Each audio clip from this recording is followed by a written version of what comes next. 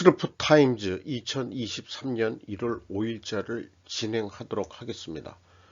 스루프타임즈는 생존 우선순위와 기업 및 국가의 이익을 주제로 하고 있습니다. 생존 가능 여부에 따라 합리적 의사결정이 결정된다, 이렇게 믿습니다.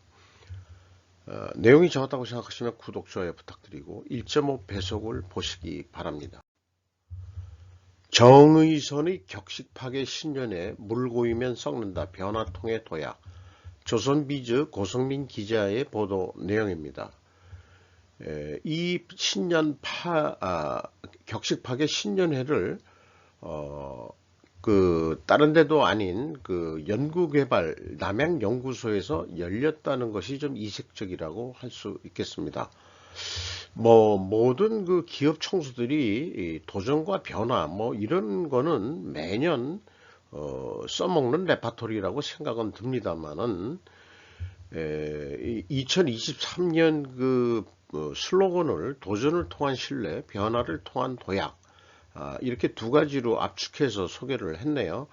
그리고 이제 SDV, 소프트웨어 디파인드 비하이클, 소프트웨어 중심의 자동차다, 이렇게 표현하고 있습니다. 거기다가 그러니까 날이 갈수록 자동차가 자동화도 되고 자율주행차 등등 이렇게 되니까 어느 때보다도 자동차라는 게 하드웨어보다도 소프트웨어가 더 중요해지는 자동차의 가치가 그렇게 이제 인식이 변화되고 있는 것 같습니다. 거기다가 이제 소형 원자로에 참여한다, 신사업 분야, 이거 매우 고무적인 사실이고요. 그 다음에 현대제철과 같은 철강 회사들을 또한 운영하고 있기 때문에 초고강도 철강 제품, 이것도 의미 있는 얘기일 것 같고요. 물류 솔루션 육성, 이게 물류가 제3의 이익원이라고 저는 항상 그렇게 생각하기 때문에 물류 솔루션이라는 것도 큰 의미가 있다, 이렇게 생각이 듭니다. 직원들하고 셀카를 찍는 모습인데요. 참 기술연구소라고 해서 그런지 모르지만은 상당히 직원들이 젊은 직원들이 많이 되고 있는 거가 좀 미래의 또 희망사항이라고, 희망사항이다, 이렇게 좀 보여집니다. 배타적 세계은행은 기후변화 및 기타 위기에 대처하기 위해 더 많은 자금을 모집한다는 제목으로 데이비드 로더 기자의 보도 내용인데요. 이게 제가 언론 매체를 까먹었네요. 로이터 통신입니다. 로이터 통신이고, 자본 4월에 총회가 열리는데 자본증자와 새로운 대출 도구를 포함한 제안을 협상할 예정이다. 그러니까 주주총회가 각자 모이면은 누가 주주인지는 세계은행은 말만 세계은행이지 민영은행이라고 하잖아요. 그게 이제 미국 은행의 이 특징인데, 말은 세계은행이라고 붙여놓고 사실은 민영은행의 특징이 미국식 은행의 또 특징이라고 할 수 있겠습니다. 은행이 글로벌 세계 금융이 ESG를 좀 강조하고 있죠. 그래서 기후변화, 건강관리, 식량안보 등 이런 거에 대해서 얘기를 하는데, 중산층 대출기관이라고 표현되어 있네요. 국제부흥개발은행의 능력을 높이기 위해 증자가 필요하다, 이렇게 했는데 이거를 경고하고 있다, 이렇게 되는데, 말하자면은 자본을 더 늘려라, 그런 얘기인 건지 그렇게 이해를 해 봤습니다. 그런데 엔드 포버티라고 캐치프레이즈인지 뭔지 모르지만은 이게 이 가난을 끝내겠다는 그런 뜻으로 해석은 되네요. 네. 유사시 미국이 중국보다 중동의 안정이 일본의 안전에 아주 중요하다라고 니폰 방송이 보도한 내용인데, 이게 그 이스라엘이 그 이번 그 탑건 그 톰 크루즈의 탑건 그 마우 에릭이란 게 그게 그 영화 제목이었을 것 같은데 어 그렇게 그 핵 시설을 공격할 수 있지 않겠느냐. 그래서 그 마지막 그 영화에 그걸 그 저도 봤습니다만은 아주 그 이 공격하기 어려운 지형을 그 돌파해 가지고 임무를 완수하는 그런 거를 실제 이스라엘은 할지도 모른다. 그리고 이란에 그 북한에서 그런 기술이 이전되었다는 것은 있습니까? 라고 이제 그 이 대담 형식의 보도 내용인데 뭐 그렇다는 설이 있는 거죠. 그런데 그 중국을 억제한다고 해도 중동에서 뭔가 발생이 되면은 미군은 그곳에 줄곧 곁에 있게 되지 않겠느냐. 그래서 그 일본 측 입장에서는 만약 인도 태평양 지역에서 뭔가 있을 때 미군은 원군은 오느냐는 것이다. 라고 그 의문부호식의 이 얘기를 했습니다. 어, 이것은 뭐 이스라엘 이 12월 29일에 이스라엘에서 그 네탄야후가 다시 그 집권을 했죠. 그 광경의 그 모습을 사진이 찍힌 겁니다. 그러니까 이제 그 일본은 그 일본 안보에 매우 그 중요하다. 그러니까 일본이 그 석유 의존도가 중동 의존도가 매우 그 높기 때문에 뭐 이런 식의 그 어떤 뉴스 보도를 낸 것 같습니다. 한국군 고체 연료 로켓 2에서 4단 연소 성공이란 정보위성 발사 목표였다. 이렇게 그 얘기를 하고 있고요. 그 태안 국방연구소에서 이제 쏜 건데 그게 이제 그 크게 그 밤에 쏴가지고 그 일본에서도 보였고 그 중국에서도 보였을 것이다. 북한에서는 당연히 보았을 거고 그 자관 이런 그 실험 발사를 통해 가지고 합동참모본부는 그 2024년에 전략사령부를 만들 계획이다. 뭐 이런 내용의 보도 내용이 있었습니다.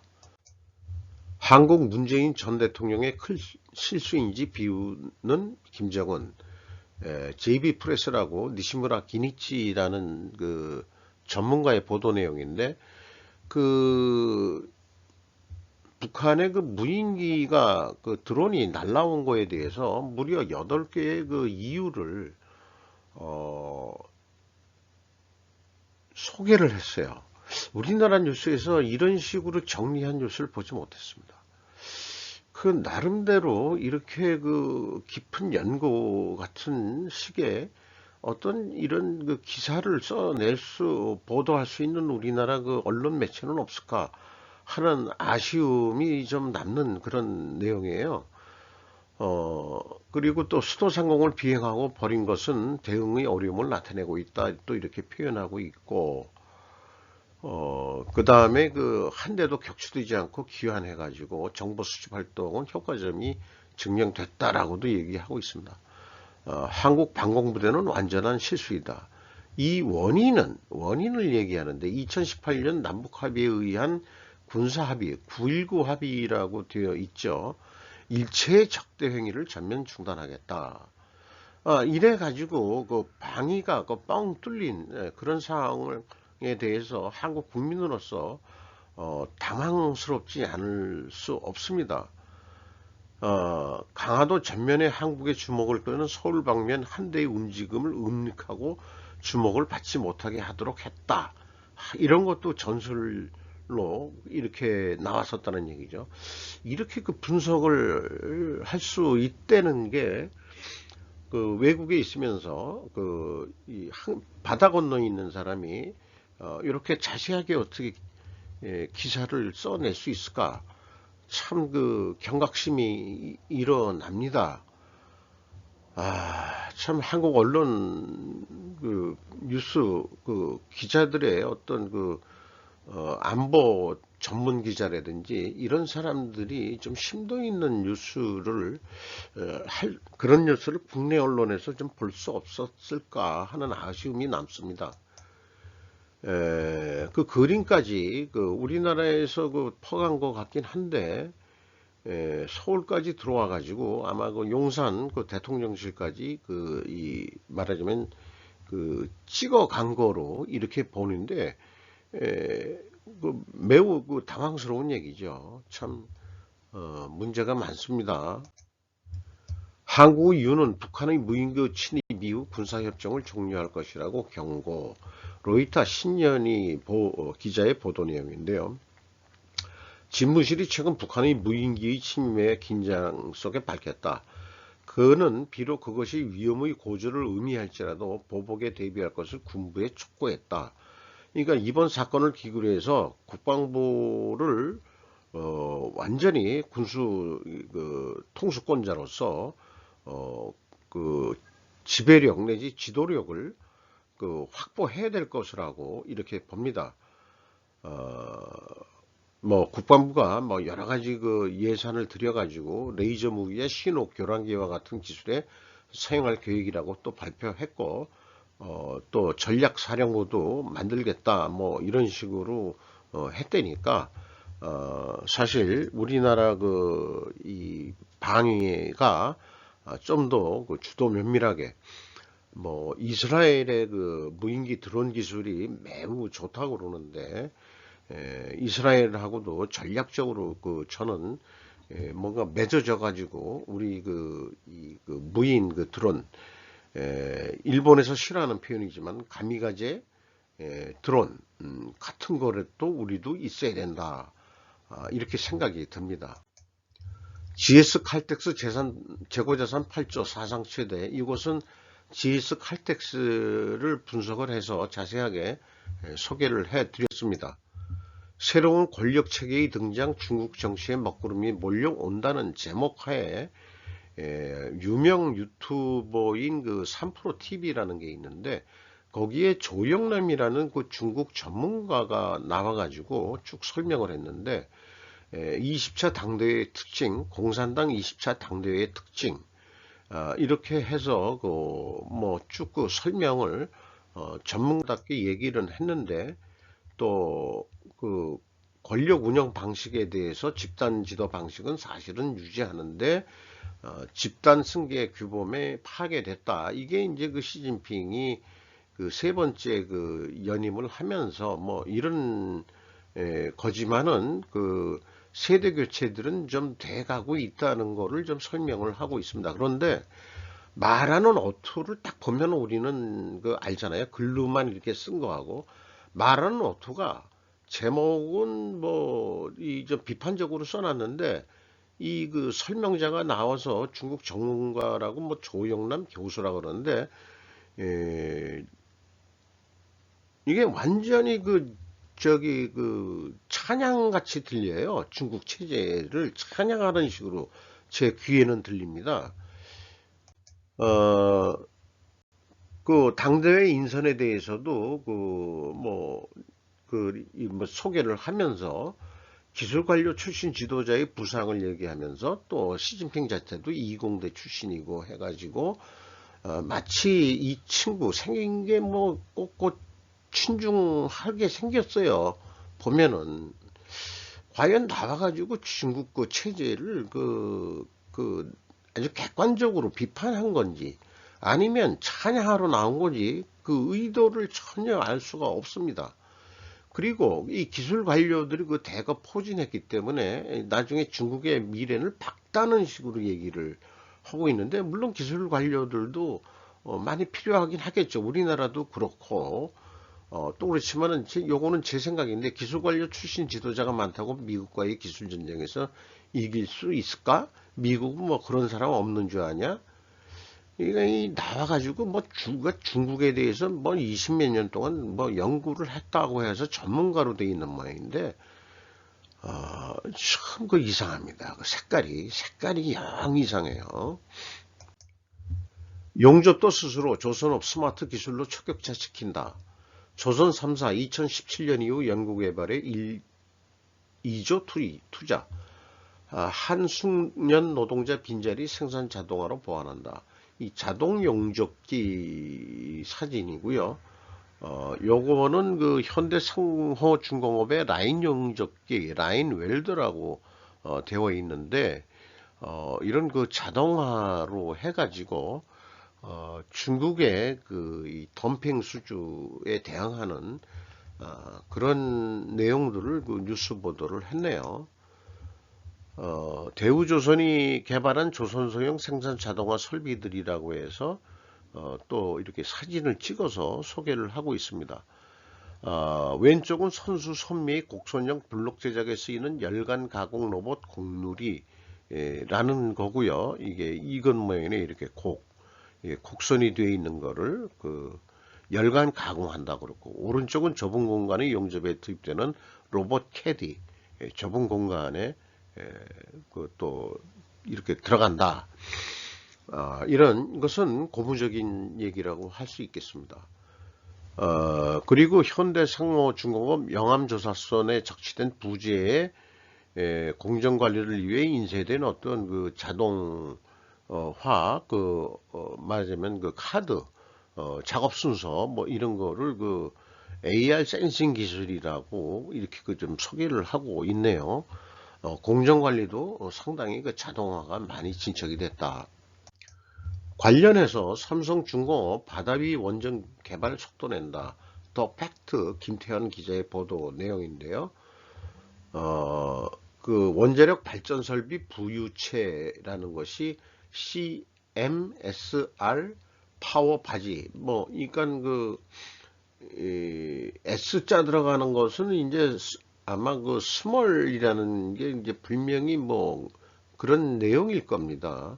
그래서 이 조감도를 이렇게 표현했는데, 해상 원자력 발전 설비 부유체 ABS 성급을 받았다. AIP 획득을 했다.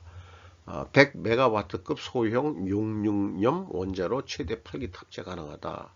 이런 기거를 위해서 덴마크 15구와 업무 협약을 맺었다.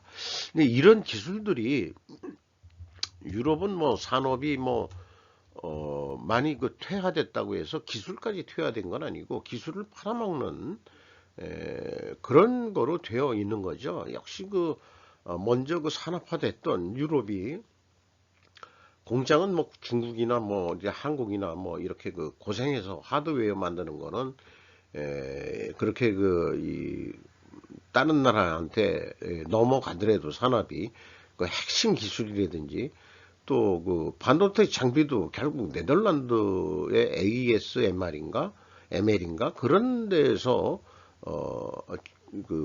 말하자면은 각과 같은 을 행사를 할 수 있는 그런 국력이 있는 거겠죠. 그렇게 기술이 우선 중요한 그런 의미로 다가오는 그런 뉴스 같습니다. 달러 강세와 중국 경제 전망 혼조 속에 석유가격 하락한다고 있다. 블룸버그 줄리아 판제레스 기자의 보도 내용인데, 어쨌든 지금 서부 텍사스산 중진유 WTI가 이제 중동의 원유 가격보다도 요즘은 WTI가 대표적인 거로 이렇게 소개를 하고 있는 것 같습니다. 77달러 밑으로 내려앉았다. 원재료 가격이 하락하는 것은 매우 고무적인 거고, 원재료 이 석유 가격이 내려가면은 러시아한테도 타격을 받을 거로 좀 알고 있습니다. 그리고 경유 선물은 급락했고 천연가스는 11개월 만에 최저치로 떨어졌다 하는 유가 동향에 대해서 블룸버그가 참 통계에 강한 뉴스 매체인 것 같습니다.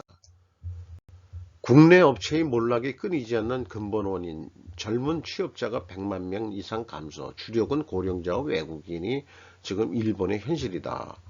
요렇게 어떤 공장에서 이 나이 드신 근로자가 뭔가 측정을 하고 있는 것 같은 그런 순간인데요.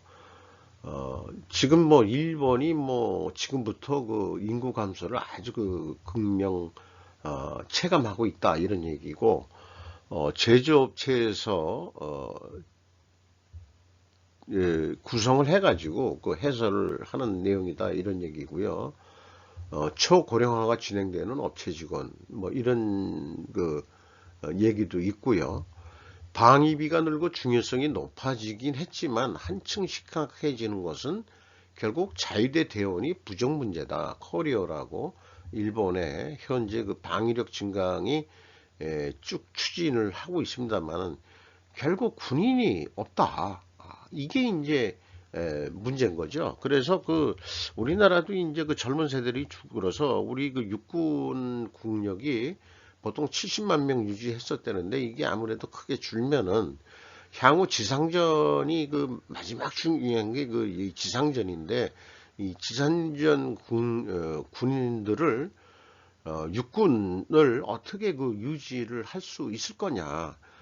이것이 이제 여러 가지 이제 그 자동화 내지 로봇 자동화 뭐 이런 거로 해서 계속 변해 가야 될 시점이라고 생각합니다. 미래의 전쟁은 아마 또 우리가 그 영화 속에서 봤던 그런 전쟁하고는 많이 그 양상이 틀려질 거로 생각이 됩니다.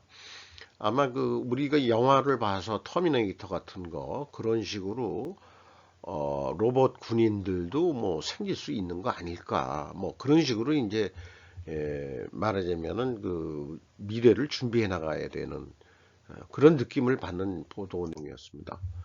바이든 일본 기시다 북한 경제회담 개최. 워싱턴 AP 뉴스인데요.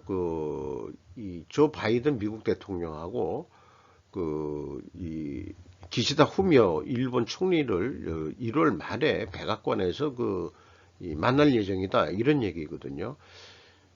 그리고 일본에 대해서 일본의 국방안보 전략과 그 다음에 G7 의장국 유엔 안전보사의사의 비상임 이사국 임기에 대해서 전폭적인 지지를 거듭 표명할 것이다 이렇게 돼 있는데요.